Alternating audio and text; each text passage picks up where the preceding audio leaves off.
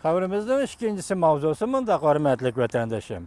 Amerika Qoşmuş Ştatları Dövlət İşlər katibi Yaponiya, Koreya, Cungonu ziyaret qiladi mavzuli xəbəri. 3 ayının 8 günü Amerika ovozinin Xitoy til programmasi e'lon qilindi. Xəbər mundaq başlandı. Washington Amerika Qoşmuş Ştatları Dövlət Məhkəməsi haftanın 2 günü mundaq çağırdı. Dövlət İşlər katibi Rəkkes Tillerson 3 ayının 15 gündən 3 ayının 19 günügacha Yaponiya, Koreya, Jungo qatarlıq 3 dövlətni ziyaret qiladi. Bu ziyaret Dövlət İşlər katibi Rəkkes Tillerson Dövlət İşlər katibi bo'lib tayinlangandan keyin, ya'ni vazifaga o'tirgandan keyin tunji qatam Osiyoga ziyaret qilish bo'lib hisoblanadi. Amerika Qo'shma Shtatlari Davlat Mahkamasining bayonotchisi Tony axborot e'lon qilish yig'inida bunday ko'rsatdi. Tillerson bu davlatlarning rahbarlari bilan uchrashib, suhbat olib bordi. Qo'sh taraflik, ko'p taraflik mavzularda, jumladan strategik moslashish bilan Chavushanning raketa tahdidiga qarshi turish.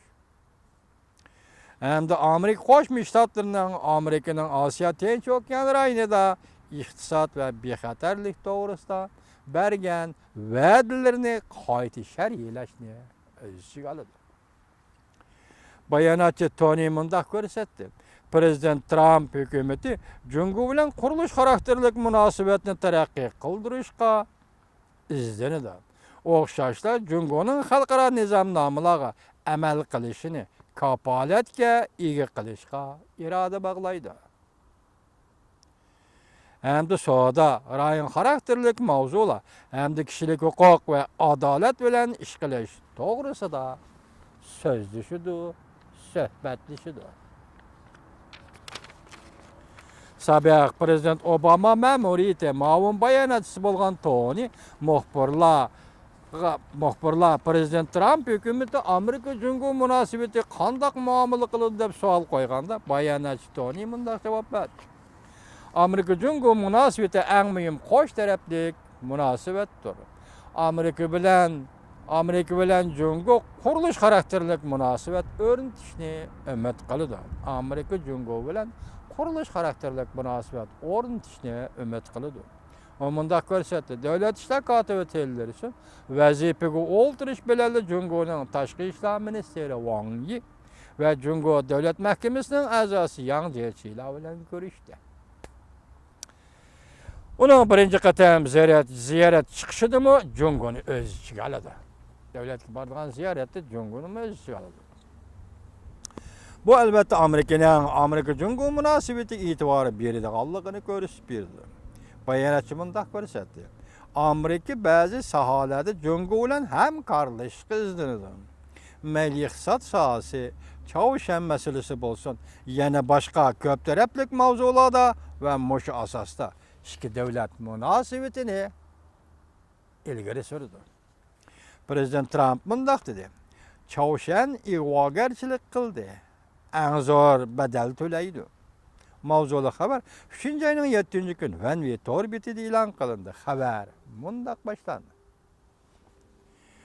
Shu yer vaqti 6 kuni Amerika Qo'shma Shtatlarining prezidenti Trump bir kun burun Chavushanning raketa etib ig'vogarchilik qilganligi to'g'risida Koreyaning vaqtli prezidenti Hwang Jae-in hamda Yaponiyaning vaziri Shinzo Abe bilan ayrim holda telefon suhbat olib bordi. Prezident Trump mundaq ko'rsatdi. Chavushan ig'vogarchilik qildi, intayin og'ir badal to'laydi.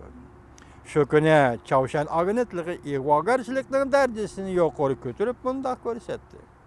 Bu Amerikaning Yaponiyada turishliq harbiy bazasidagi raketa qurollari va raketalarga zarb berish mashqidir.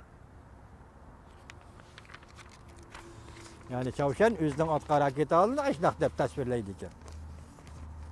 Aqsaray shu kuni oshkorlab bundaq ko'rsatdi. Prezident Trumpning Koreya, Yaponiya davlat boshlig'lari bilan telefon suhbati olib borganligi Chavushan raketa qo'yib berdi. Bexatarlik komitetining qaroriga xiloflik qildi.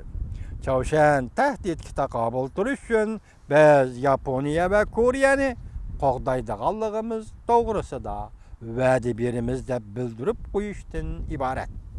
Amerika Qo'shma Shtatlari hukumati barliq harbiy kuchni harakat keltirib, Çavşanning raketa tahdidini cheklaydi.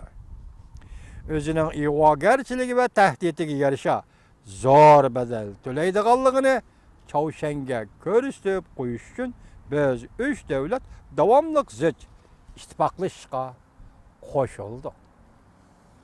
Tahlilchilar mundaq hisoblaydi. Prezident Trump Yaponiya, Koreya davlat rahbarlari oldida zo'r badal to'laydi degan gapni eg'izga oldi.